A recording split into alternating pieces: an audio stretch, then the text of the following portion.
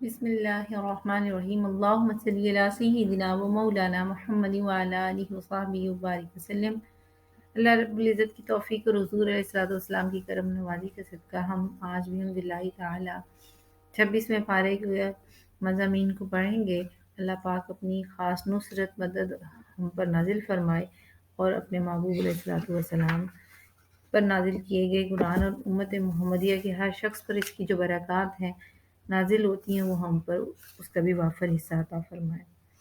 فَلِلَّهِ الْحَمْدُ رَبِّ السَّمَاوَاتِ وَرَبِّ الْأَرْضِ رَبِّ الْعَالَمِينَ۔ سورہ احقاف سے اس کا آغاز ہے۔ سورہ احقاف مکی ہے، اس کی آیات 35 اور رکوعات 4 ہیں۔ احقاف ریت کے ٹیلے کو کہتے ہیں، چونکہ اس صورت میں قومیات کا ذکر ہے جو ریت کے ٹیلوں کے پاس آباد تھی، اسی وجہ سے اس صورت کا نام احقاف رکھ دیا گیا۔ سورہ احقاف کا افتتاح بھی انہی آیات سے کیا گیا۔ حامیم تنزیل الکتاب من اللہ العزیز الحکیم، یہ وہی آیات ہیں جس سے سورہ جاسیہ جو تھی اس کا آغاز کیا گیا۔ قرآن کے معجزہ ہونے کی طرف اشارہ کیا گیا کہ یہ کسی انسان کا کلام نہیں ہے۔ آسمان و زمین کی تخلیق سے اس پر استدلال کیا گیا کہ اللہ تعالیٰ واحد ہے۔ اس طرف اشارہ کیا گیا کہ قیامت کے بعد جزا اور سزا کا نظام قائم کیا جائے گا۔ شرک کو باطل فرمایا اور بتایا کہ اللہ تعالیٰ کو چھوڑ کر کفار جن کی پرستش کرتے ہیں وہ الوہیت کی صفات سے خالی اور عاری ہیں، اور سیدنا محمد صلی اللہ علیہ وآلہ وسلم کی رسالت کو ثابت فرمایا۔ اس پر اللہ کی شہادت پیش کی ہے۔ بنی اسرائیل کے ایک شخص کی شہادت کا ذکر فرمایا اور وہ حضرت عبداللہ بن سلام رضی اللہ تعالیٰ عنہ ہے۔ اس میں قرآن مجید پر ایمان والوں کی تعریف اور تحسین کی گئی۔ قرآن مجید کا یہ معجزہ ذکر کیا کہ جنات قرآن مجید کی آیات سن کر قرآن مجید پر ایمان لے آئے۔ اس میں والدین کے ساتھ نیک سلوک کرنے کی ہدایت کی ہے اور یہی صالحین کا وصف ہے۔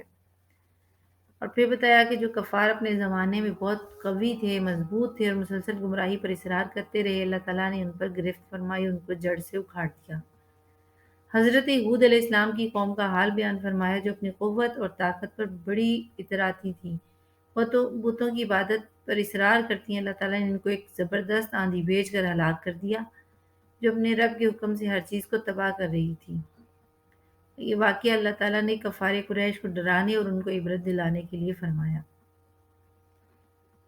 اس مضمون پر سورت کو ختم فرمایا کہ اللہ تعالیٰ لوگوں کو ان کی موت کے بعد دوبارہ زندہ کرنے پر قادر ہے، کیونکہ اللہ ہی تمام چیزوں کا خالق اور مالک ہے، اور بتایا کہ کفار کو دردناک اذیتناک عذاب ضرور ملے گا اور قیامت کے دہشت ناک امور سے ڈرایا گیا۔ آیت نمبر 3 میں ذکر کیا گیا قُلْ أَرَأَيْتُم مَّا تَدْعُونَ مِن دُونِ اللَّهِ أَرُونِي مَاذَا خَلَقُوا مِنَ الْأَرْضِ أَمْ لَهُمْ شِرْكٌ فِي السَّمَاوَاتِ۔ آپ فرما دیں مجھے بتاؤ کہ جن بتوں کی تم اللہ کے سوا عبادت کرتے ہو، مجھے دکھاؤ کہ انہوں نے زمین میں کیا چیز تخلیق کی ہے، یا یہ دکھا دو کہ آسمانوں کی تخلیق میں ان کی کوئی شراکت ہے۔ تم میرے پاس اس قرآن سے پہلے کوئی کتاب یا اگلوں کی علم کا کوئی بقیہ حصہ جو منقول چلا آ رہا ہو ثبوت کے طور پر پیش کرو اگر تم سچے ہو۔ یہاں پر بنیادی عقائد میں عقیدہ توحید کی دلائل کو 3 قسموں سے ثابت کیا جا رہا ہے کہ کوئی تو عقلی دلیل دو، کوئی نقلی دلیل دو، اگر تمہارا عقیدہ درست ہے تو۔ جبکہ عقیدہ توحید جو ہے وہ تو خود بخود ثابت ہو جاتا ہے، کیونکہ عقیدہ توحید تو دلائل عقلی اور نقلیہ سے ثابت ہے۔ عقلی دلیل قرآن کی یہ ہے کہ آپ ان سے فرمائیں کہ جو تم اللہ کے علاوہ اوروں کی عبادت کرتے ہو، کیا جن کو تم خدا بناتے ہو انہوں نے زمین کی کوئی چیز پیدا کی؟ آسمانوں کی تخلیق میں ان کا کوئی حصہ ہے؟ اور نقلی دلیل یہ ہے کہ آسمانی کتاب سے ایتونی بکتاب من قبل ھذا، تم اس دعوے پر اگر اس سے پہلے کسی آسمانی کتاب میں کوئی بات درج ہے تو وہ لے آؤ۔ دلیل نقلی پیغمبر کی زبان سے بتا دو، او آثارۃ من علم، یا کہ کسی پیغمبر کی زبان سے کوئی بات نکلی ہو تو پھر بات کرو۔ اگر کوئی تمہارے پاس علمی بات ہے تو کرو اگر تم سچے ہو۔ آیت نمبر 7 اور 8 میں کفار و مشرکین کا یہ الزام کہ نبی کریم صلی اللہ علیہ وسلم نے یہ قرآن اپنے پاس سے گھڑ لیا، انہیں جواب دیا جا رہا ہے۔ اور جب ہماری آیات واضح طور پر پڑھی جاتی ہیں تو جو لوگ کفر کر رہے ہیں حق یعنی قرآن کے بارے میں، جبکہ وہ ان کے پاس آ چکا، کہتے ہیں کھلا جادو ہے۔ کیا وہ لوگ یہ کہتے ہیں کہ اس قرآن کو پیغمبر نے گھڑ لیا؟ آپ فرما دیجئے اگر میں نے اسے گھڑا ہے تو تم مجھے اللہ کے عذاب سے بچانے کا کچھ بھی اختیار نہیں رکھتے ہو، اور وہ ان باتوں کو خوب جانتا ہے جو تم اس قرآن کے بارے میں تانا زری کے طور پہ کر رہے ہو۔ وہی اللہ میرے اور تمہارے درمیان گواہ کافی ہے، وہ بڑا بخشنے والا مہربان ہے۔ یعنی اللہ تعالیٰ کا طریقہ اور دستور یہ ہے کہ جب بھی کوئی شخص اللہ کی طرف ایسی چیز کی نسبت کرے جو اللہ تعالیٰ کی طرف سے نہ ہو، تو اللہ تعالیٰ ایسے شخص کو دنیا میں ہی ذلیل و رسوا فرما دیتے ہیں۔ بالفرض میں نے یہ اپنی طرف سے گھڑا ہے تو اللہ تعالیٰ کی پکڑ سے مجھے کوئی بھی نہیں بچا سکے گا۔ معلوم ہوا یہ قرآن اللہ تعالیٰ ہی کی طرف سے ہے۔ آیت نمبر 10 میں ذکر کیا جا رہا ہے، فرما دیجیے ذرا بتاؤ تو اگر یہ قرآن اللہ کی طرف سے ہو اور تم نے اس کا انکار کر دیا ہو اور بنی اسرائیل میں سے ایک گواہ بھی پہلی آسمانی کتابوں سے اس جیسی کتاب کے اترنے کے ذکر پر گواہی دے، پھر وہ اس پر ایمان بھی لایا ہو تو تم اس کے باوجود غرور کرتے رہے، تو تمہارا انجام کیا ہوگا؟ بے شک اللہ ظالم قوم کو ہدایت نہیں دیتا۔ اس آیت میں ایک پیشن گوئی کی جا رہی ہے کہ اہل کتاب میں سے کچھ حضرات جیسے حضرت عبداللہ بن سلام یا عدی بن حاتم رضی اللہ عنہما وغیرہ قرآن کریم پر ایمان لائیں گے اور گواہی دیں گے کہ اس جیسی کتاب حضرت موسیٰ علیہ السلام پر بھی نازل ہوئی تھی۔ مشرکین کو بھی تنبیہ کی جا رہی ہے کہ اہل کتاب میں سے اہل ایمان قرآن کریم پر بھی ایمان لا کر تم پر سبقت لیے جا رہے ہیں اور تم غرور اور تکبر میں صرف پڑے ہوئے ہو۔ آیت نمبر 15 میں ذکر کیا گیا وَوَصَّيْنَا الْإِنسَانَ بِوَالِدَيْهِ إِحْسَانًا حَمَلَتْهُ أُمُّهُ كُرْهًا، اور ہم نے انسان کو اپنے والدین کے ساتھ نیک سلوک کرنے کا حکم دیا اور اس کی ماں نے اس کو تکلیف سے اپنے پیٹ میں اٹھائے رکھا اور اسے تکلیف کے ساتھ جنا۔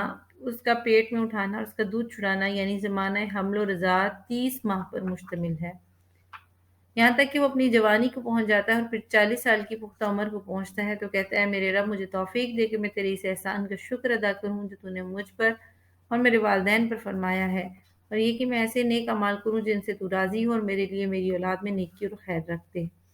میں تیری طرف رجوع کرتا ہوں، یقیناً فرما برداروں میں سے ہوں۔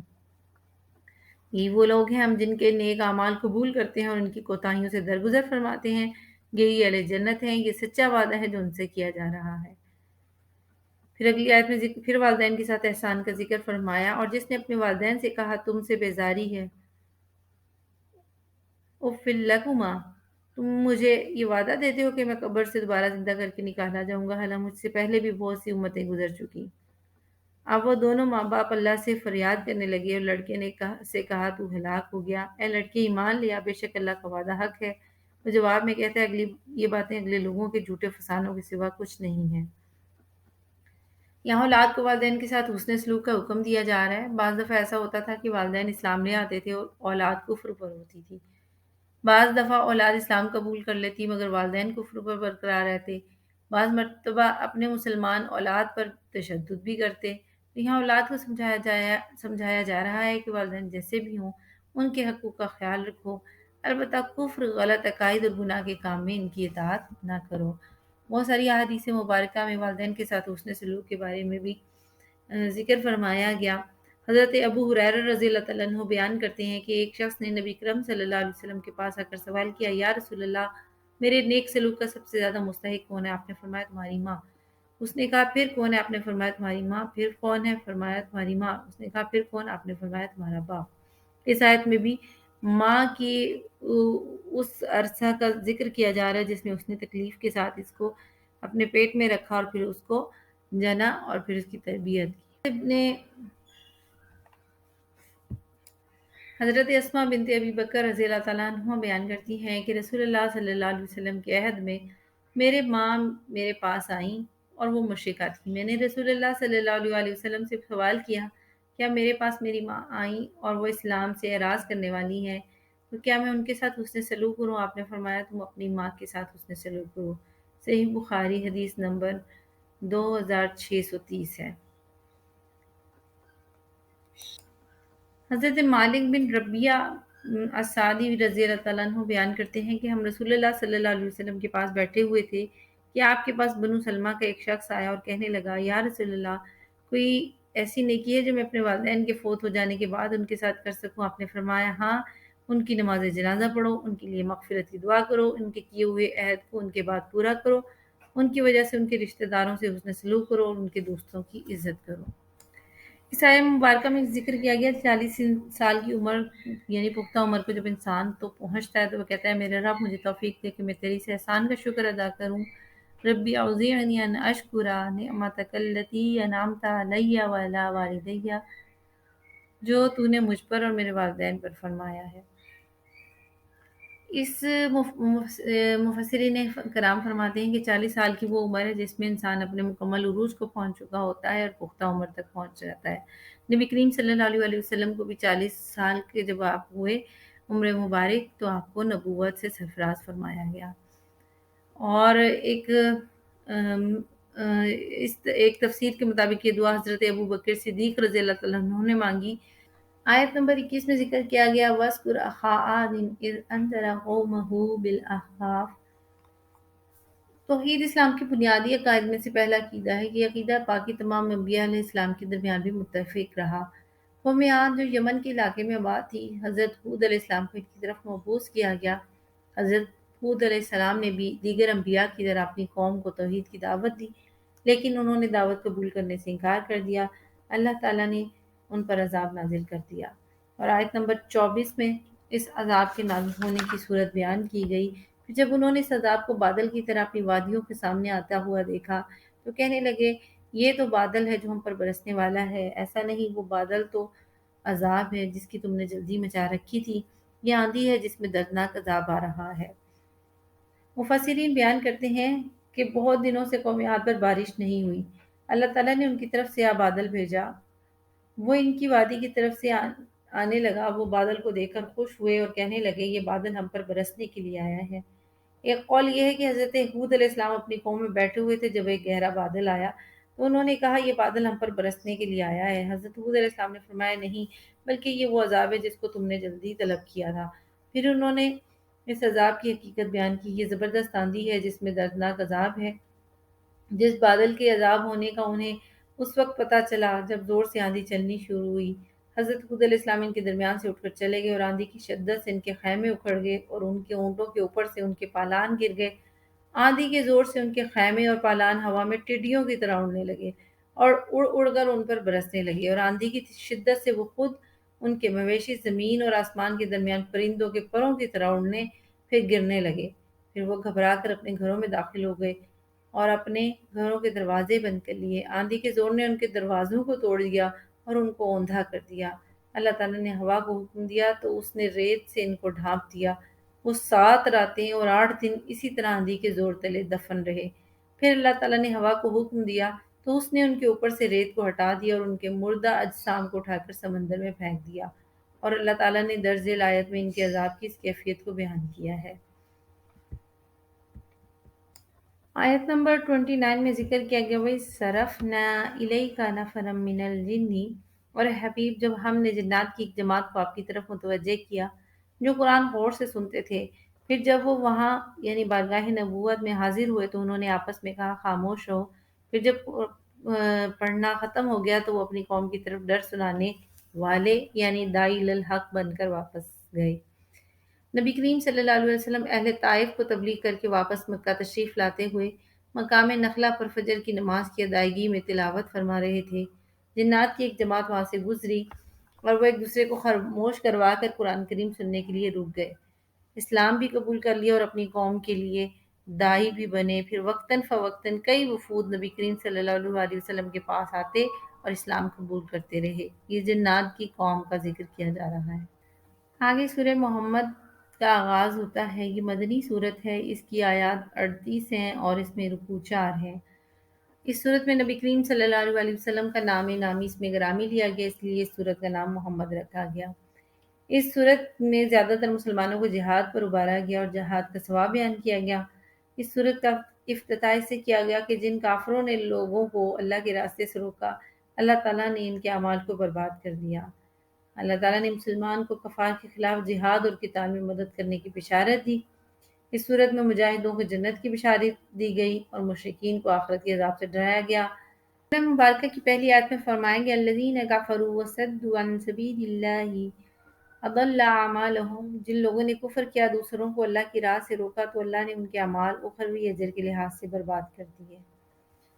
और जिन लोगों ने ایمان لائے اور نیک عمل وہ کرتے رہے اس کتاب پر جو محمد صلی اللہ علیہ وسلم پر نازل کی گئی ہے، اور وہی ان کے رب کی جانب سے حق ہے۔ اللہ نے ان کے گناہ ان کے نامہ اعمال سے مٹا دیے اور ان کا حال سنوار دیا۔ کافروں کے یہاں پہ دو کاموں کا ذکر کیا جا رہا ہے کہ انہوں نے خود بھی کفر اختیار کیا اور دوسرا لوگوں کو بھی اللہ کے راستے سے روکا۔ نتیجتاً ان کے اعمال ضائع ہو گئے، لیکن جن کے مقابلے میں اہل ایمان تھے، نیک ایمان بھی لائے، نیک اعمال بھی کیے، اور جو حضور علیہ الصلوۃ والسلام پر نازل ہوا اس کو دل و جان سے مانا، وَآمَنُوا بِمَا نُزِّلَ عَلَى مُحَمَّدٍ وَهُوَ الْحَقُّ مِن رَبِّهِمْ، اور یہ جو محمد صلی اللہ علیہ وسلم پر نازل ہوا یہ اس کو حق جانا ان کے رب کی طرف سے، تو نتیجتاً اللہ تعالیٰ نے ان کے گناہوں کو معاف فرما دیا اور ان کے احوال اور دلوں کی بھی اصلاح فرما دی۔ آیت نمبر 4 میں جنگی قیدیوں کے حوالے سے ذکر کیا گیا کہ جب میدان جنگ میں تمہارا مقابلہ متحارب کافروں سے ہو تو دوران جنگ ان کی گردنیں اڑا دو، یہاں تک کہ جب تم انہیں جنگی مارکہ میں خوب قتل کر چکو تو پھر بقیہ قیدیوں کو مضبوطی سے باندھ دو، پھر اس کے بعد یا تو انہیں بلا معاوضہ احسان کر کے چھوڑ دو یا فدیہ معاوضہ رہائی لے کر آزاد کر دو، یہاں تک کہ جنگ کرنے والی مخالف فوج اپنے ہتھیار رکھ دے، یعنی صلح اور امن کا اعلان کر دے۔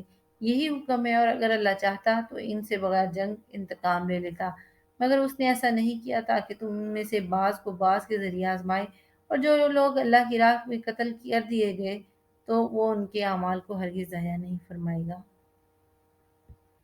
آیت نمبر 15 میں ذکر کیا گیا مثل الجنت التی وعد المتقون، جس جنت کا پرہیزگاروں سے وعدہ کیا گیا ہے، فیہا انہار من ماء غیر آسن، اور اس کی صفت یہ ہے کہ اس میں ایسے پانی کی نہریں ہوں گی جس میں کبھی بو یا رنگت کا تغیر نہیں آئے گا، اور اس میں ایسے دودھ کی نہریں ہوں گی جس کا ذائقہ اور مزہ کبھی نہیں بدلے گا، اور ایسی شراب طہور کی نہریں ہوں گی جو پینے والوں کے لیے سراسر لذت ہے، اور خوب صاف کیے ہوئے شہد کی نعریں ہوں گی، اور ان کے لیے ان میں ہر قسم کے پھل ہوں گے، ان کے رب کی جانب سے ہر طرح کی بخشائش ہوں گی۔ کیا یہ پرہیزگار جن لوگوں کی طرح ہو سکتا ہے جو ہمیشہ دوزخ میں رہنے والے ہیں، اور جنہیں کھولتا ہوا پانی پلایا جائے گا تو وہ ان کی آنتوں کو کاٹ کر ٹکڑے ٹکڑے کر دے گا۔ گزشتہ آیات میں جہاد اور قتال کا بیان کیا گیا، اب جنتیوں کے انعامات کو بیان کیا جا رہا ہے۔ دوسرے انعامات کے علاوہ اللہ تعالیٰ 4 قسم کی نہریں بھی عطا فرمائیں گے، پانی کی نہر جو بالکل صاف ہوگی، دودھ کی نہر جس کا ذائقہ تبدیل نہیں ہوگا، شراب کی نہر جو لذت والی ہوگی، کڑوی نہیں ہوگی، بدبودار نہیں ہوگی، شہد کی نہر جو بالکل صاف ستھری ہوگی۔ آیت نمبر 20 میں ذکر کیا جا رہا ہے اہل ایمان یعنی صحابہ کرام کا جو بہت مخلص تھے اور نبی کریم صلی اللہ علیہ وسلم اور قرآن کے ساتھ ان کے عشق کی انتہا تھی، وہ تو انتظار میں رہتے کہ کوئی نئی صورت نازل ہو تاکہ ہمارا ایمان تازہ اور جہاد کی اجازت بھی مل جائے، جبکہ منافقین بھی زبانی طور پر یہ کہہ دیتے ہوں گے جب کوئی صورت نازل ہوتی ہوگی اس میں جہاد کا ذکر ہوتا تو منافقین کی حالت خوف کی وجہ سے اس شخص کی طرح ہو جاتی جس پر موت کی غشی طاری ہو۔ آیت نمبر 32 میں ذکر کیا گیا جن لوگوں نے کفر کیا اور لوگوں کو اللہ کی راہ سے روکا، وہ رسول کی مخالفت کی، ان سے جدائی کی راہ اختیار کی، اس کے بعد کہ ان پر ہدایت یعنی عظمت رسول کی معرفت واضح ہو چکی تھی، وہ اللہ کا ہرگز کچھ نقصان نہیں کر سکیں گے، یعنی رسول کی قدر و منزلت کو گھٹا نہیں سکیں گے، اور اللہ ان کے سارے اعمال کو مخالفت رسول کے باعث نیست و نابود فرما دے گا۔ اس وعید کا مصداق ہر وہ کافر ہے جو شریعت کے راستے سے روکتا ہے، لیکن بطور خاص اس سے مراد بنی قریظہ اور یہود ہیں جنہوں نے مسلمانوں کے خلاف مشرکین مکہ کی بہت مدد کی تھی، ان کے اعمال تباہ و برباد ہو جائیں گے اور آخرت میں انہیں کوئی ثواب نہیں ملے گا۔ سورہ فتح کا آغاز ہوتا ہے، سورت میں فتح مکہ کا ذکر ہے اور یہ پہلی آیت میں موجود ہے، اِنَّا فَتَحْنَا لَكَ فَتْحًا مُبِينًا، حبیب مکرم بے شک ہم نے آپ کے لیے اسلام کی روشن فتح اور غلبہ کا فیصلہ فرما دیا اس لیے کہ آپ کی عظیم جدوجہد کامیابی کے ساتھ مکمل ہو جائے۔ اس کی آیات 29 ہیں اور اس کے رکوع 4 ہیں اور یہ مدنی صورت ہے۔ نبی کریم صلی اللہ علیہ وسلم نے ارادہ فرمایا کہ صحابہ کرام کے ساتھ عمرہ کریں، اور آپ نے خواب میں بھی دیکھا کہ صحابہ کرام کے ساتھ مکہ مکرمہ میں داخل ہو رہے ہیں۔ چنانچہ سن 6 ہجری کو آپ عمرہ کرنے کے لیے اپنی جماعت کے ساتھ روانہ ہوئے۔ مشرکین کی رکاوٹ کی وجہ سے حدیبیہ کے مقام پر پڑاؤ ڈالا، اس موقع پر یہ آیت نازل ہوئی جس میں خوشخبری ہے کہ اللہ تعالیٰ نے آپ کو ایک کھلی فتح عطا فرما دی ہے، اور یہ خوشخبری سن 8 ہجری کو فتح مکہ کی صورت میں پوری ہوئی۔ آیت نمبر 2 میں فرمایا گیا تاکہ اللہ تعالیٰ لیغفر لک اللہ ما تقدم من ذنبک وما تأخر، تاکہ آپ کی خاطر اللہ آپ کی امت کے ان تمام افراد کی اگلی پچھلی خطائیں معاف فرما دے جنہوں نے آپ کے حکم پر جہاد کی اور قربانیاں دیں، اور یہ اسلام کی فتح اور امت کی بخشش کی صورت میں آپ پر اپنی نعمت ظاہراً اور باطناً پوری فرما دے، آپ کے واسطے سے آپ کی امت کو سیدھے راستے پر ثابت قدم رکھے۔ اور آیت نمبر 5 میں یہ خوشخبری مومنین کو دی جا رہی ہے کہ لِيُدْخِلَ الْمُؤْمِنِينَ وَالْمُؤْمِنَاتِ جَنَّاتٍ تَجْرِي مِن تَحْتِهَا الْأَنْهَارُ خَالِدِينَ فِيهَا وَيُكَفِّرَ عَنْهُمْ سَيِّئَاتِهِمْ وَكَانَ ذَلِكَ عِندَ اللَّهِ فَوْزًا عَظِيمًا۔ یہ سب نعمتیں اس لیے جمع کی ہیں تاکہ وہ مومن مردوں اور مومن عورتوں کو بہشتوں میں داخل فرمائے جن کے نیچے نہریں رواں ہیں اور وہ ان میں ہمیشہ رہنے والے ہیں۔ مزید یہ کہ وہ ان کی لغزشوں کو بھی ان سے دور کر دے جیسے اس نے ان کی خطائیں معاف کی ہیں، اور یہ اللہ کے نزدیک مومنوں کی بہت بڑی کامیابی ہے۔ آیت نمبر 10 میں ذکر کیا گیا ان الذین یبایعونک انما یبایعون اللہ، اے حبیب بے شک جو لوگ آپ سے بیعت کرتے ہیں وہ اللہ ہی سے بیعت کرتے ہیں، ان کے ہاتھوں پر آپ کے ہاتھ کی صورت میں اللہ کا ہاتھ ہے۔ جس شخص نے بیعت کو توڑا تو اس کے توڑنے کا وبال اس کی اپنی جان پر ہوگا، اور جس نے اس بات کو پورا کیا جس کے پورا کرنے پر اس نے اللہ سے عہد کیا تھا تو وہ عنقریب اسے بہت بڑا اجر عطا فرمائے گا۔ جب نبی کریم صلی اللہ علیہ وسلم اپنی جماعت کے ساتھ عمرے کے لیے جا رہے تھے تو حدیبیہ کے مقام پر جب مشرکین کی طرف سے رکاوٹ ڈالی گئی تو آپ نے حضرت عثمان غنی رضی اللہ تعالیٰ عنہ کو مکہ مکرمہ بھیجا کہ مشرکین کو اطلاع کریں کہ ہم صرف عمرہ کرنا چاہتے ہیں اور کوئی مقصد نہیں۔ اس وقت نبی کریم صلی اللہ علیہ وسلم کو اطلاع دی گئی کہ حضرت عثمان رضی اللہ تعالیٰ عنہ مکہ میں شہید کر دیے گئے ہیں۔ آپ صلی اللہ علیہ وسلم نے اپنے جانثاروں سے بیعت رضوان لی کہ حضرت عثمان رضی اللہ تعالیٰ عنہ کا بدلہ لیے بغیر واپس نہیں جائیں گے۔ اس آیت میں اسی طرف اشارہ کیا گیا، اور ید اللہ کی صفت متشابہات میں سے ہے جس کی حقیقی معنی تو اللہ کو ہی معلوم ہے۔ اللہ کا ہاتھ ان کے ہاتھوں پر ہے جو بیعت کر رہے ہیں۔ آیت نمبر 11 میں ذکر کیا گیا سَيَقُولُ لَكَ الْمُخَلَّفُونَ مِنَ الْأَعْرَابِ، عنقریب دیہاتیوں میں سے وہ لوگ جو حدیبیہ میں شرکت سے پیچھے رہ گئے آپ سے معذرتاً یہ کہیں گے ہمارے اموال اور اہل ویال نے ہمیں مشغول رکھا اس لیے ہم آپ کی معیت سے محروم رہ گئے، سو آپ ہمارے لیے بخشش طلب کیجیے۔ یہ لوگ اپنی زبانوں سے وہ باتیں کہتے ہیں جو ان کے دلوں میں نہیں۔ یہاں فرما دے کہ کون ہے تمہیں اللہ کے فیصلے کے خلاف بچانے کا اختیار رکھتا ہو؟ اگر اس نے تمہارے نقصان کا ارادہ فرما لیا ہو یا تمہارے نفع کا، بلکہ اللہ تمہارے کاموں سے اچھی طرح باخبر ہے۔ یہ منافقین تھے، ان کے دل میں یہ خیال آیا کہ اگر ہم عمرہ کے لیے مکہ گئے تو قتل ہو جائیں گے، واپس نہیں آ سکیں گے، جبکہ زبان سے یہ کہتے ہیں کہ ہماری مجبوری تھی، کچھ مصروفیت تھی۔ ان کی زبان پر کچھ اور ہے اور ان کے دل میں کچھ اور۔ اللہ نے اس کو واضح فرما دیا۔ آیت نمبر 18 میں اللہ تعالیٰ نے جو اس بیعت حدیبیہ میں لوگ شامل تھے ان پر اپنی رضا کا اعلان فرما دیا۔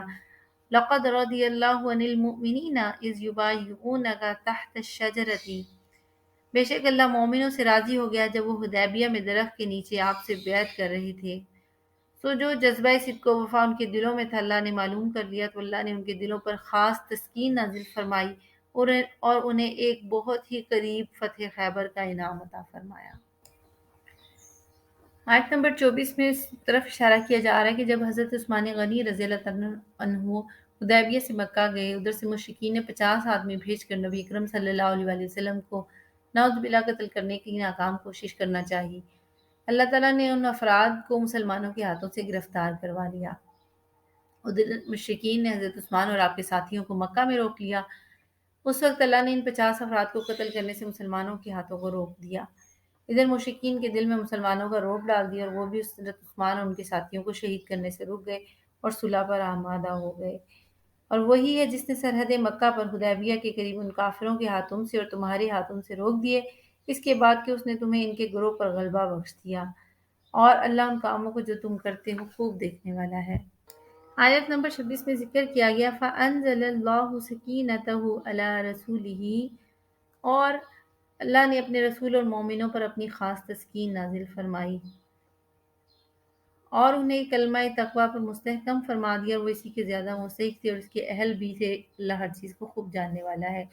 جب صلح حدیبیہ کا معاہدہ لکھا جانے لگا تو مشرکین نے ضد اور تکبر کی وجہ سے کچھ ایسی چیزوں پر اصرار کیا جو صحابہ کرام کو ناگوار گزری۔ مثلاً بسم اللہ الرحمن الرحیم کے بجائے بسم کا اللہم لکھوایا اور محمد الرسول اللہ کے بجائے محمد بن عبداللہ لکھا گیا۔ تو اس وقت اللہ تعالیٰ نے اپنے پیغمبر اور صحابہ کرام کے دلوں میں تحمل پیدا کیا اور انہیں تقوی پر ثابت قدم رکھا، اسی کو سکینت سے تعبیر کیا جاتا ہے۔ آیت نمبر 27 میں خواب کا ذکر کیا گیا نبی کریم صلی اللہ علیہ وسلم کے متعلق، اور نبی کا خواب وہی ہوتا ہے۔ یہاں سے خواب کا ذکر ہے جو حضور نبی کریم صلی اللہ علیہ وسلم نے حدیبیہ کے سفر میں جانے سے پہلے دیکھا تھا کہ ہم عمرہ کرنے کے لیے مکہ مکرمہ میں داخل ہو رہے ہیں۔ اس خواب کی تعبیر سن 6 ہجری کے بجائے 7 ہجری کو پوری ہوئی۔ آپ نے اپنی جماعت کے ہمراہ امن و سکون کے ساتھ عمرہ کی ادائیگی فرمائی۔ اللہ پاک نے ارشاد فرمایا، بے شک اللہ نے اپنے رسول کو حقیقت کے عین مطابق سچا خواب دکھایا تھا کہ تم لوگ اگر اللہ نے چاہا تو ضرور ضرور مسجد حرام میں داخل ہوگے، امن و امان کے ساتھ، کچھ اپنے سر منڈوائے ہوئے اور کچھ بال کتروائے ہوئے، اس حال میں کہ تم خوف زدہ نہیں ہوں گے۔ بس وہ صلح حدیبیہ کے اس خواب کی تعبیر کے پیش خیمہ کے طور پر جانتا تھا جو تم نہیں جانتے تھے۔ تو اس نے اس فتح مکہ سے بھی پہلے ایک فوری فتح حدیبیہ سے پلٹتے ہی فتح خیبر عطا فرمائی تھی، اور اسے اگلے سال فتح مکہ اور داخلہ حرم عطا فرما دیا۔ آیت نمبر 28 میں ذکر کیا جا رہا ہے، هو الذی ارسل رسولہ بالہدی ودین الحق لیظہرہ علی الدین کلہ وکفی باللہ شہیدا۔ وہی ہے جس نے اپنے رسول کو ہدایت اور دین حق عطا فرما کر بھیجا تاکہ اسے تمام ادیان پر غالب کر دے، اور رسول کی صداقت اور حقانیت پر اللہ گواہی دینے والا کافی ہے۔ محمد الرسول اللہ، محمد اللہ کے رسول ہیں، اور جو لوگ آپ کی مائیت اور سنگت میں ہیں وہ کافروں پر بہت سخت زوراور ہیں، آپس میں نرم دل شفیق ہیں۔ آپ انہیں کثرت سے رکوع اور سجود کرتے ہوئے دیکھو گے، وہ صرف اللہ کے فضل اور اس کی رضا کے طالب ہیں۔ ان کی نشانی ان کے چہروں پر سجدوں کا اثر ہے جو بصورت نور نمایاں ہے۔ ان کے یہ اوصاف تورات میں بھی مذکور ہیں، اور ان کے یہی اوصاف انجیل میں بھی مرقوم ہیں۔ وہ صحابہ ہمارے محبوب مکرم کی کھیتی کی طرح ہے، جس نے سب سے پہلے اپنے باریک سی کونپل نکالی، پھر اسے طاقتور اور مضبوط کیا، پھر وہ موٹی ہو گئی، دبیز ہو گئی اور اپنے تنے پر سیدھی کھڑی ہو گئی۔ جب سرسبز و شاداب ہو کر لہلہائی تو کاشتکاروں کو کیا ہی اچھے لگنے لگی۔ اللہ نے اپنے حبیب کے صحابہ کو اسی طرح ایمان کا تناور درخت بنایا ہے تاکہ ان کے ذریعے وہ محمد رسول اللہ سے جلنے والے کافروں کے دلوں کو جلائے۔ اللہ نے ان لوگوں سے جو ایمان لائے اور نیک اعمال کرتے رہے مغفرت اور اجر عظیم کا وعدہ فرمایا ہے۔ اس آیت میں اللہ تعالیٰ نے غلبہ کی 2 اقسام بتائیں کہ غلبہ برہانی یعنی تمام دلیل کے ساتھ ادیان پر دین محمد غالب ہے، دوسرا کہ حضور نبی کریم صلی اللہ علیہ وسلم کے دور میں جو ہو چکا، اور غلبہ عملی صحابہ کے دور میں جو ہو چکا، اس کا ذکر اس آیت مبارکہ میں کیا گیا، اور پورا عرض پر غلبہ عملی دوبارہ حضرت عیسیٰ علیہ السلام کے دور میں ہوگا انشاءاللہ تعالی۔ آگے سورہ حجرات، سورہ قاف اور سورہ ذاریات کی ابتدائی آیات کو انشاءاللہ ہم اگلی اپنی ایپیسوڈ میں انشاءاللہ اس کو پڑھیں گے اور سمجھیں گے۔ اللہ پاک ہمارا ختم ایمان پر فرمائے۔ وآخر دعوانا ان الحمدللہ رب العالمین۔